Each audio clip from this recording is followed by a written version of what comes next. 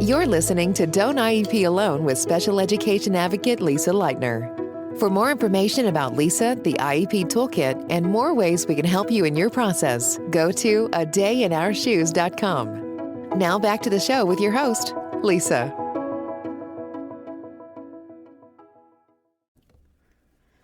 Hello and good morning or good afternoon whenever you're listening. This is Lisa Lightner with Don't IEP Alone podcast, my simple little podcast about IEPs. A couple of weeks ago, and I think I can't remember if I just did blog posts about this or Facebook posts, like it's a lot. But of course, all of the Department of Education folks were fired, OSEP, OSERS, all that, right? Remember that a few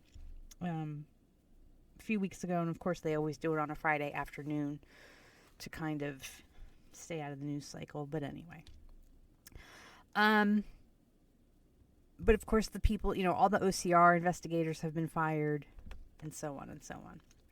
Shortly after that, I did some blog posts. I know I was posting on social media, and I had a few different media people reach out and say, hey, can we interview you for a story? Things like that. One of them was USA Today. Another one is one called State Line, just asking me, different things. But anyway, so I've been reading and promoting, sharing the stories. Of course, if you feature me in an article, I'm going to share it on social media. Why not? But as I'm reading them, it seemed that they interviewed kind of like the same three people for most of these stories, which is cool. That's fine. One of them was the president or CEO. I don't know what her exact title is, of COPA. And the other one is this woman who was an actual administrator with the U.S. Department of Ed. And her quote, I made her quote into a graphic, I know, and shared it in social media and all that. But her quote was something like, this is a time when parents really have to saddle up and be ready to be the most aggressive advocate for your child that they've ever been. Because, of course, that federal layer of protection is gone. So I've had a few people ask me, like, well, what does that mean? Like, how could I be more aggressive? Like, I already feel like I'm aggressive, and I don't know what more I can do. And so what are you doing? And I'm so glad you asked. So one thing I'm doing personally is that I am taking on more one-to-one clients locally. I had kind of taken a break from taking a lot of clients, and they're just through natural attrition of kids getting older, and just not needing the services anymore because they were out of school, or things going well and they just didn't need me at this moment in time and things like that. And of course, I do focus a lot of my time and energy on the website and the many products I sell or offer, such as the Don't IEP Alone Academy, which is my online advocacy training. I highly recommend that you take it. But I feel personally, by being seen more in classrooms, and I don't mean to sound, this isn't like a humble brag or a brag, but I'm known in my local area as being an advocate, and I'm recognizable because my pictures online and it's on the back of my book and all that. So I'm trying to take clients in various districts because I want it to be known that no, we're not going to sit by and let schools get away with anything. If they're going to try to be opportunists during this time, I'm not going to allow it. I'm going to be out there, and I want them to know that advocates are watching. The other thing is that I am now chair, excuse me, and this is a specific to Pennsylvania thing, but I am chairing my local task force, which is for all of Chester County, and I'm trying to be a lot more visible and a lot more vocal in that role. I realize I've just said two things that may not apply to you because you're like, well, whatever, I'm not a professional advocate, and I'm not chair of the task force, nor am I even in a state that has task forces. I'm just throwing those out as two possibilities. You can always take my training. We do support small business owners and new advocates and becoming advocates, so that if you want to start your own business, start serving your community, you can do that. But if you don't, you like your job, you have a job, or you don't even want a job, there are still ways that you can kind of ramp up what you're doing for your child. Let me preface this with the acknowledgement that being a special needs parent right now, or being a disabled person yourself, or being an otherwise marginalized person, it's an exhausting and fatiguing and scary time right now. I've watched my neighbors disappear overnight, over the summer. ICE came and just took two of them away. People are going without food. The economy, it's just insane. So I want to acknowledge that these are difficult times. If you feel anxious and you feel stressed, that is completely normal. And it is more important than ever to find your people and find a support network.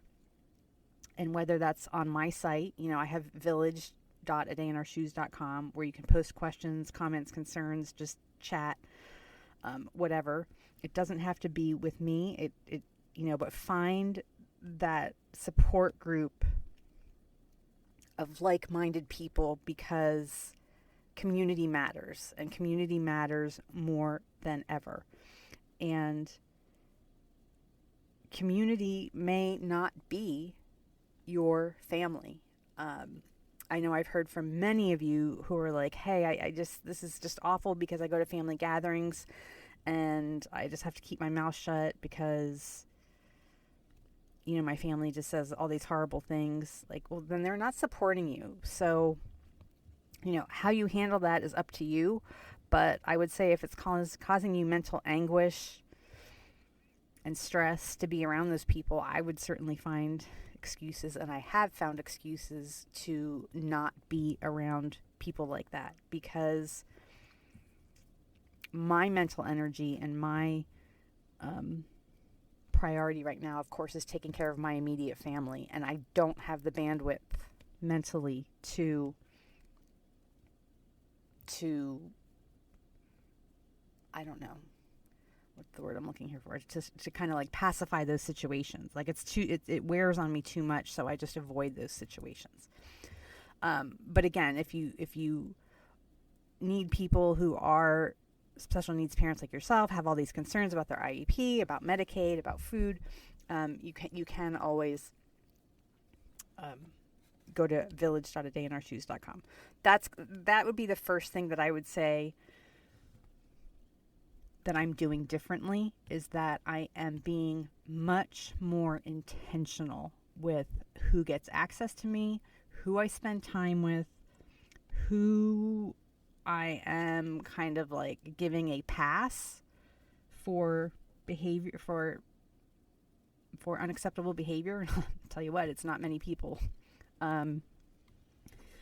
Because I have to protect my space and my energy. So it's that whole learning to say no, I'm not coming, no, I can't do that kind of thing.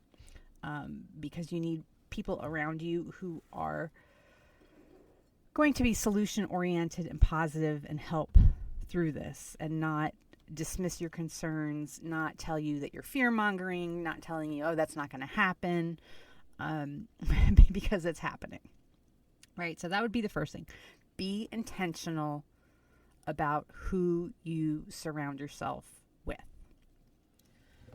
The second thing that I would do is you need to be certain about your state and what is going on in your state. Does your state historically have a positive history with special education? And I realize that special education has been underfunded for 50 years. So, but there are bright spots and there are success stories. But you need to know your state regs. You need to know where you can access all that information. You need to know what your complaint options are at the state level. You need to know who your state advocacy groups are and start following them on social media. Start subscribing to their email newsletters and so on, so that you are informed at the state level. The other thing is this. Now, as this episode airs, it's going to be election day, so it's, it might be a little bit too late, but you're going to have to get involved politically at the local level, even if that's only voting for school boards, voting for state representatives, voting for county commissioners, town councils, things like that. These small-time politicians often have more influence over our day-to-day lives than a senator or a president, even though right now it doesn't feel like that. But it is the school boards who pick books. It's the school boards who pick curriculum. It's the school boards who decide your local property tax increases, what your school spending is going to be, and what your district is going to spend money on, right? So hopefully you're listening to this on Tuesday and it's not too late and you can still go out and vote for school board or these local elections if it's not too late.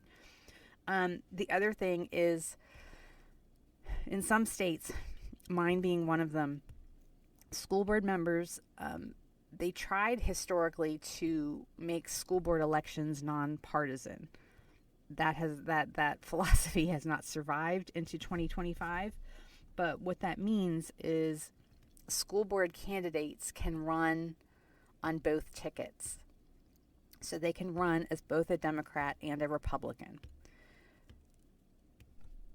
All that to say, if you just go to your voting place and you say, well, I might, I just want to vote one, all Democrats because they tend to be more sympathetic and progressive when it comes to special ed, someone under that Democrat ticket might actually be a very conservative Republican.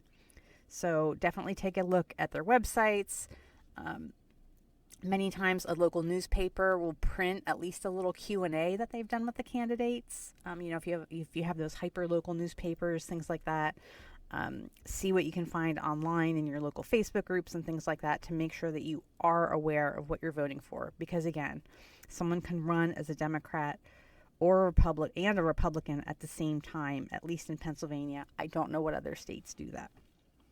So, first thing, surround yourself with a strong, supportive community. Second thing, get involved at the state and local level, including knowing where to find your resources and laws, and how to vote, or where to vote, when to vote in these little local elections.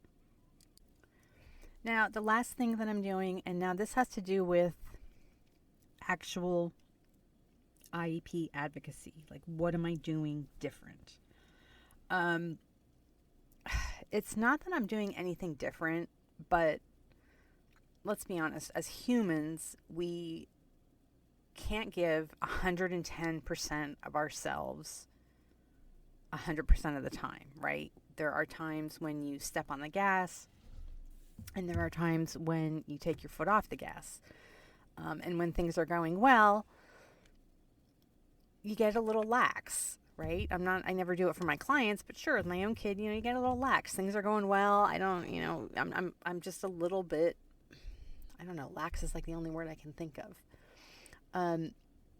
But as far as my clients, the parents that I interact with, and my own child, like, I'm not being lax right now. Now is not the time to take your foot off the gas. And as far as actionable items, it means, it doesn't mean being nitpicky, but I am being much more cognizant of our documentation, the emails that are coming and going, documenting incidents, like if a parent, excuse me, texts me and says, hey, I just wanted you to know that this and this happened at school today. Like, do you think it's something? Do we let it go? Making sure that that gets documented in an email so that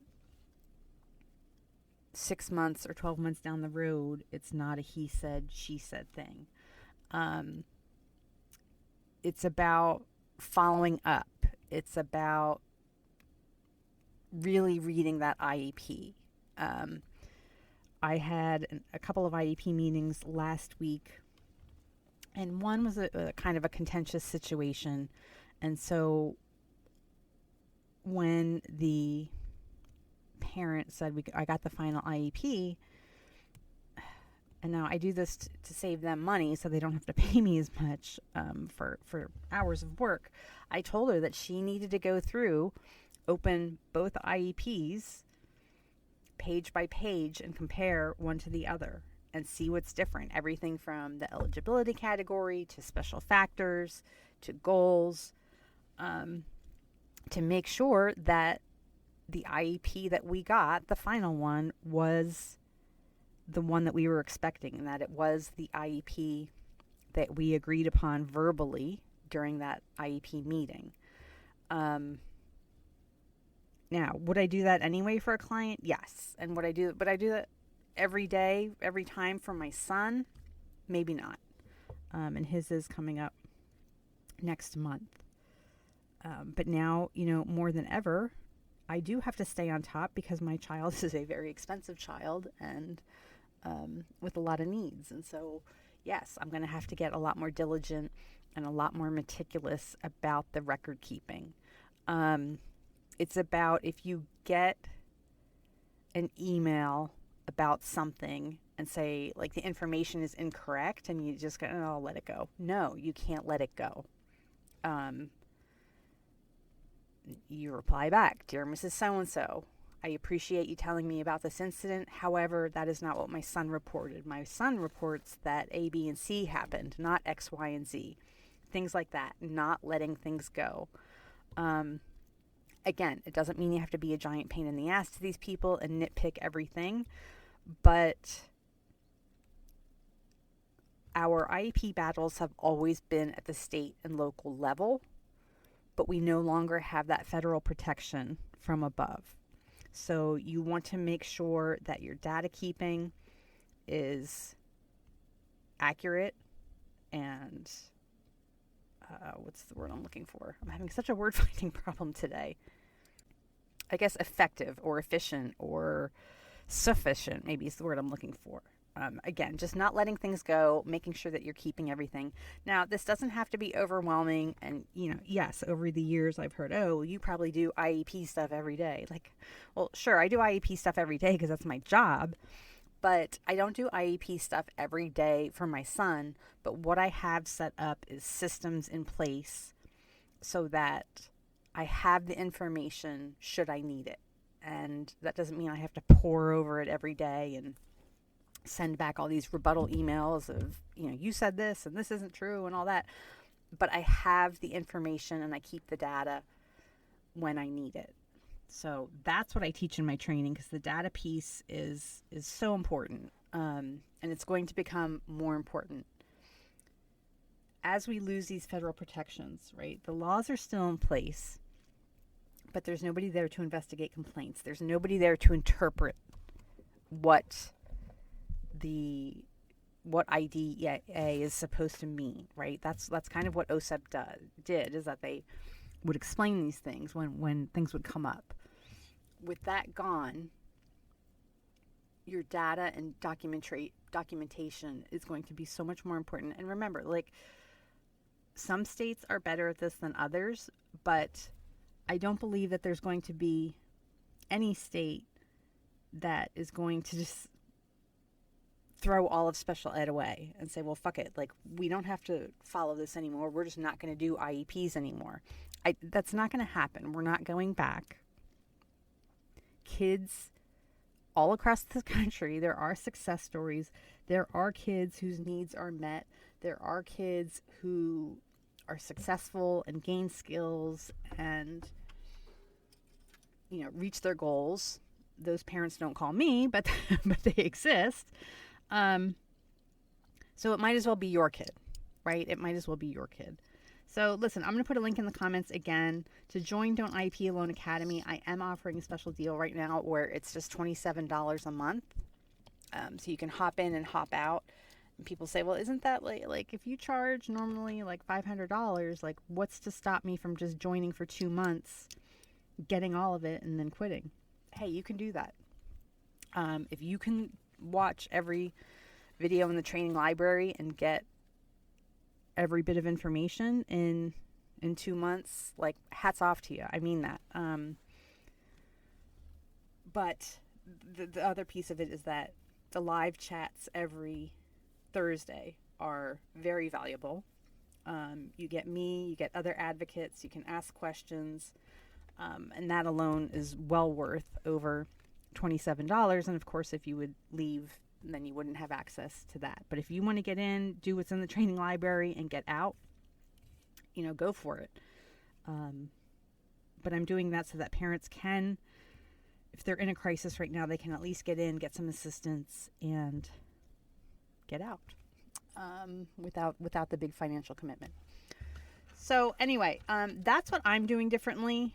It's just about paying attention more. It's just about doing a little bit more. That's really it. It's about not relaxing, and I don't know how long we're going to have to keep this up. I mean, can I keep this up for 3 years? Probably not. But things do get slow in June and July and August. So there's that, in December. So there's that. But anyway, hang in there. You always have me, your local IEP expert. If you, again, go to village.adayinourshoes.com and so much more. Oh, and get your IEP playbook. That's an easy $20 or $25 purchase, depending on where you buy it. I know bookshop.org has it for 15% off right now, but that's an easy fix to get your advocacy skills ramped up. Thank you for listening to Don't IEP Alone with Special Education Advocate Lisa Lightner. We're so glad you've joined us and would love to connect with you outside of the show. For more information about Lisa, the IEP Toolkit, and more ways we can help you in your process, go to adayinourshoes.com. From self-care tips to common IEP mistakes, there's even more to explore. Don't forget to rate and review the podcast and subscribe to never miss an episode. Until next time, don't IEP alone, and you don't have to.